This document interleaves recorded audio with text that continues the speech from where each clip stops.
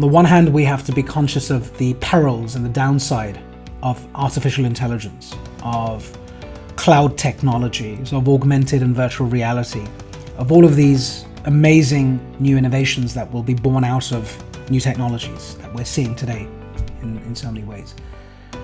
We have to have a deepened sense of awareness that maybe we're getting in too deep, too quickly, and constantly ask ourselves some very important questions as to, are we losing sight of what humanity was actually designed to do? Are we detaching ourselves from our consciousness? Are we not being human or neighborly even to the guy next door, the gal next door, or the people living next door? Are we losing sight of empathy and consciousness? Is our compassion in the dustbin? Are we focusing a lot more on the regimental nature and the process-driven benefits that you get from using technology in your life? And are we caught up in that certainty of technology? The entire planet and civilization is going through a period of mass change, and that change will require metamorphosis at every level in society. And so one of the drivers of that change is, without question, digital, and the new digital world order, which we're all intrinsically part of. The level of change that we're going to experience at a human level, at a societal level, at a business level, is going to be under scrutiny because of technology. And technology, to a large extent, will, without question, augment our abilities. It will make us smarter, sharper, quicker. It'll give us more free time to do the things that we really want to do in life. It will give us almost a form of liberation, a new form of freedom that civilization has not experienced over the last few hundred years. And technology will have those benefits that we will enjoy. The flip side of this technology is what I refer to as the dark side. Frankly, we have seen glimpses of today social media on young people and children. The mental trauma and torture that all generations end up going with or going through as they experience, hatred or populism, divide on this platform, this social platform that is an intrinsic part of our lives now. We are on our mobile devices constantly, for hours and hours every single day, buried in social media garbage, frankly. And we don't know how to come out of that. We are addicted, much like one would be to cigarettes or to alcohol or any other form of addiction. And that dark side is further supplemented, reinforced when you start to look at how it takes you away from human relationships. Something as simple as looking at your device constantly when your child might want your attention, or when your partner is telling you something very important that relates to their job, their life, a trauma they've experienced, a grief they've experienced, a happiness, a moment of happiness that they've been through. And many of us, not all of us, many of us are often buried in our devices, staring at the mobile phone. Just a minute, darling. Just a minute, to the little child. This new world order, digital world order, is already here. Perhaps I would argue it's not new. It's just the digital world order. It's already here. We're part of it. We are participating in it. We are contributing to it. We are building companies around it. We are using it in our lives to do good things and sometimes do things we don't want to do. It is the cause of great pain and trauma. It is the cause of great success and elevation of society. And it feels like there is a very important juncture now and a moment in our lives where we have to really very carefully consider how far and how deep we want to take this relationship.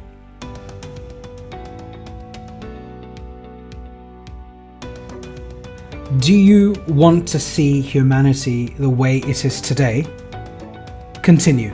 And do you want to have your next generations, your children, grandchildren, friends' children, live in a world that resembles the world today, maybe it's better, hopefully, and have access to enjoy all of the things we have, eating fresh fruits and vegetables? You enjoy a yummy pasta made somewhere in Italy, cooked with organic tomatoes, or you drink a beautiful glass of wine with grapes that have been cultivated because the environment allows them to be cultivated. Do you accept or even vaguely understand what could go wrong if we collectively don't take charge of trying to protect Mother Earth? If you're a big organization with a hotel for that matter, and the CEO of a large company, and you have thousands and thousands of lights in your building and loads of energy being consumed, you don't leave it on all night because it sort of looks amazing. Do you really care? And are you aware of the consequences of how this planet could be destroyed? Maybe not in your lifetime, maybe 30, 40, 50 years out. Is that something you feel okay about? Or in fact, do you feel not okay about it and you feel like, well, actually, I need to do my bit and I need to exercise my influence to do my bit, whatever that may be?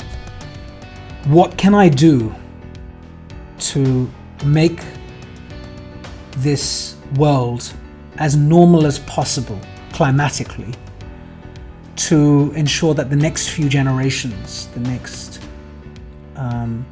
version of humanity can enjoy all the things I've enjoyed? It makes me me, it completes me. It's what has driven evolution. It's what's created natural selection. And climate realism is a movement. It's an agenda, it's a topic, it's a theme, it's a way of thinking that allows you to first accept that something is wrong, allows you to accept where you sit in the grand scheme of things. And perhaps you don't have a role to play, and so be it. And maybe you do have a role to play at whatever level of involvement. Climate realism is to say, okay, let's accept that, and now let's find solutions. Let's find the smallest or the biggest way to make some difference. And to debate it, to discuss it, to engage with large corporations, to call them out when they get it wrong, to call them out when you feel it's smoke and mirrors, when you feel it's all optics, it's a game, to call it out when you feel the government leaders are not aligned to the pulse of society, the pulse of humanity, the pulse of the electorate, whichever, and to have the courage to have the discussion and have the debate. It starts with that, and then movements, seismic shifts, catastrophic change can happen, good change even can happen, when you shake the ground that you stand on.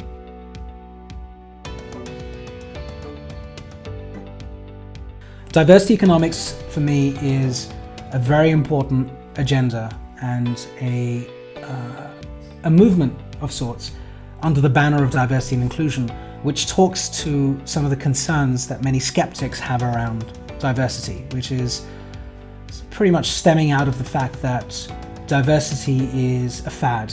Diversity is a divider of equality. Diversity challenges the concept of meritocracy because it creates opportunities and roles for people, and only some people because of their color or their background.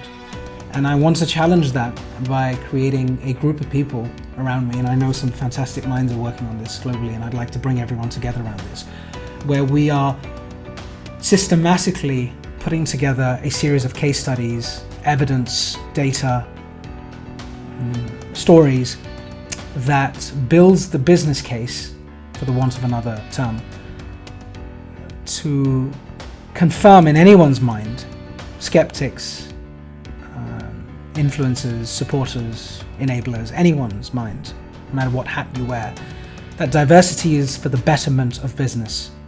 It's for the betterment of capitalism. It's for the betterment of society. And if done right by the right people in the right way, it can have an incredible impact on the fulfillment of society outside of material gain.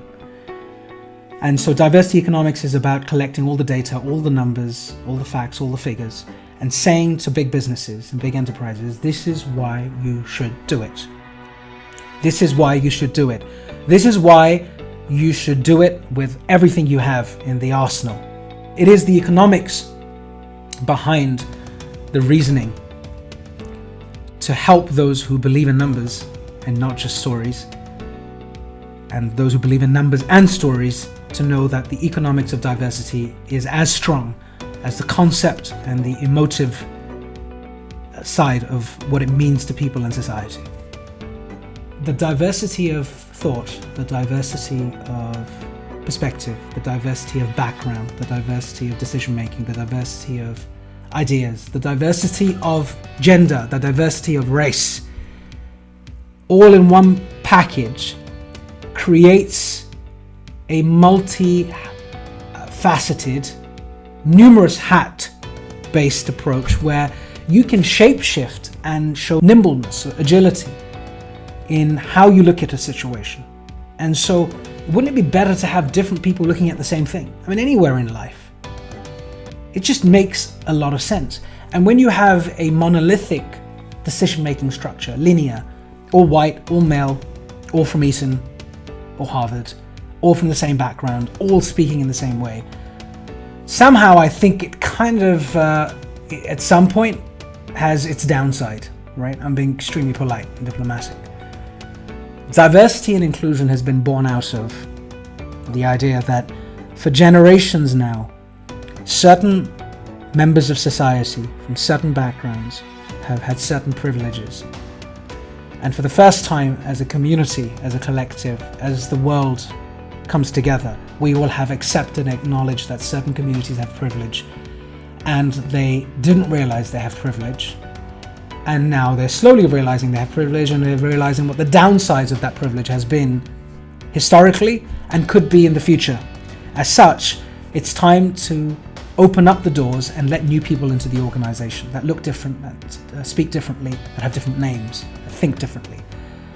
If you are not accepting who you are and what you really care about deep down, you're never really going to embrace any form of diversity. You will stick to the status quo, people who look like you, sound like you, speak like you, and you'll say, well, the others don't really fit in.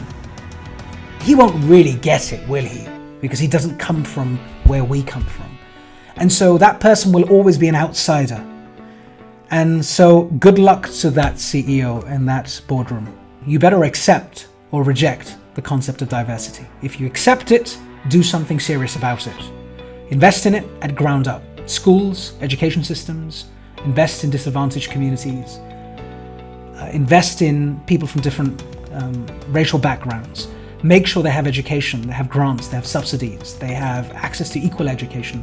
Eton or Oxford and Cambridge cannot have the same people coming from the same backgrounds. To be able to create a funnel of leaders that look and think differently. I understand the problems today. There are not enough Black, Asian leaders, women leaders who are in the funnel. That's what some skeptics say. Fine, I accept that for a moment. Firstly, make sure that you have given those people the right opportunities to thrive and prosper. 2, go deeper into the back end, the upstream challenges, and address them. Yes, it's not going to happen over 12 months. It could take years. You have to have your fingerprints all over that change. And that's what you need to be talking about to your team, your organization, your stakeholders, your employees, and so on and so forth. If you've accepted diversity, okay? If you've rejected diversity, don't pretend that you've accepted it and create hollow strategies through fantastic PR companies and marketing agencies that pretty much look all the same. Frankly, in the boardroom, no one really cares. In the golf course, no one really cares. They actually make remarks and comments about how, frankly, they've just got to do it, but actually they don't believe in it.